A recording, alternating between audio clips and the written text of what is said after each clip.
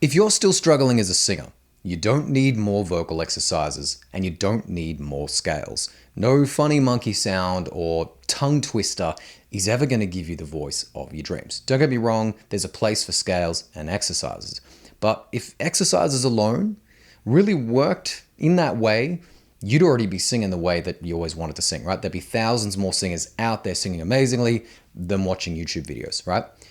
Don't get me wrong, exercise and drills can be a really fantastic tool, just like a hammer and nails, right? If I go to the hardware store right now and I buy a circular saw and a drill and a ladder and some lumber and some screws and nails, some glue, whatever, does this mean I know how to build a house? No, they remain tools. They're just tools. Scales and exercises are exactly the same. Now, if you're still feeling stuck as a singer, even though you're practicing all the time, you're doing more vocal exercises than you can poke a stick at, it's not that you need to work harder or work more or do more exercises. You simply need to develop the skills and practice the right sounds that translate into real singing, which vocal exercises rarely do. But that's about to change. I'm Kegan from Foundation Vocal Method. Make sure you stick around to the end of this video. I've got a super special free gift for you, which is going to blow the barn doors off this whole thing for you.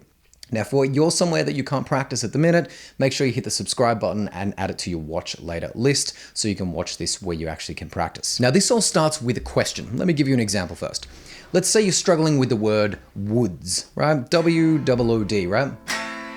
You say that I'm low, 'cause I slept on the floor.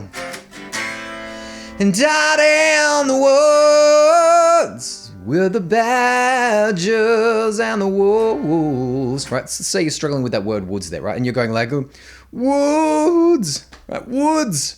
I can't sing that sound, right? No amount of lip trills, as fantastic a tool as they are, is ever going to take that sound, which I'm singing incorrectly, and turn it into the right sound. So before diving into more vocal exercises, you really need to ask yourself, what sound am I singing and how the hell should I sing that sound? And I know exactly what you're thinking. You're thinking, okay, there's 100 words in any given song, give or take. You need to remember every single vowel for every single word you're ever going to sing and every frequency. Too hard basket, right? You're insane. But it's much simpler than you ever thought possible. The only thing that really matters is where the ping is, where the cut is, where the high frequency in the sound is, because this shows you the path forward. For example, if I'm singing a word like hey, this is a front vowel. Hey, my tongue's higher, it rings in the front of the mouth because it's smaller. Some people call these closed sounds. It's not really true. Now, if I take an A sound like this, let's just do it lower, right? Hey, and I turn it into a. Hey, like hey and hat, or lay and lateral, right? A rings in the front, A rings in the back. Now, if I'm singing any sound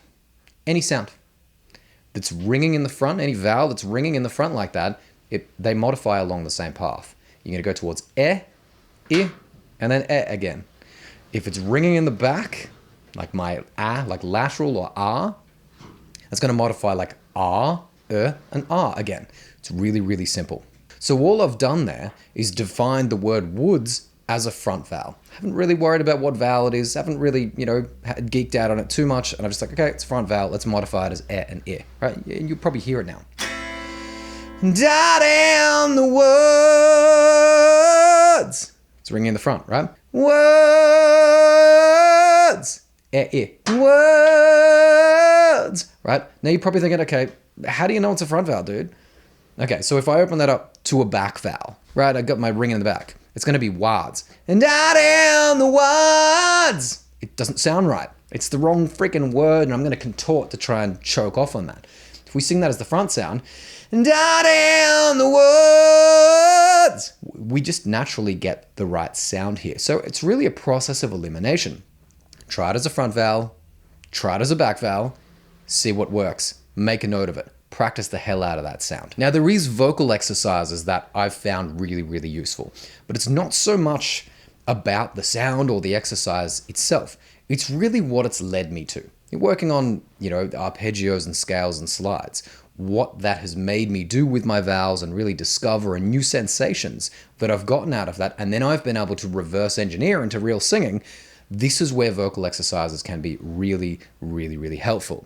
But the very first thing you need to do is ask yourself what sound I'm singing and how the hell should I be singing that sound? Now, you might be thinking, nah, singing's not all about vowel sounds.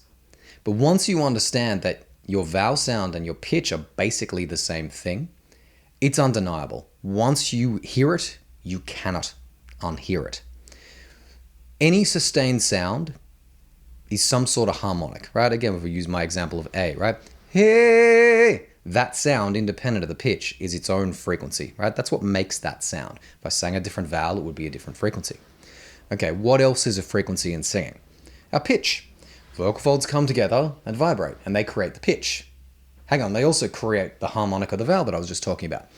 Now, if we change our pitch, obviously that's going to change the harmonic. So your vowel and pitch are intrinsically linked. Change one, you have to change the other. And that's all I'm doing there when I'm singing wood. And out down the woods. All I'm doing is matching the harmonic of the sound that I'm singing to the pitch. And the way that I've done that is to first define it as a front vowel. I've followed my modifications, and then it's free and easy. Now, getting your vowel sounds wrong is just one of 12 vocal progress killers. And I mentioned a free gift at the start. Hit this link to download my free cheat sheet, 12 vocal progress killers. And you can go through this list and you can start asking yourself these very, very important questions. What sound am I singing? And how the hell should I be singing that sound? So that you can start singing real songs instead of accruing a list of 10 pages of vocal exercises which don't actually show you the right sounds to sing to translate into real songs. Make sure you hit the subscribe button. I'm Kegan from Foundation Vocal Method. We're definitely going to talk soon.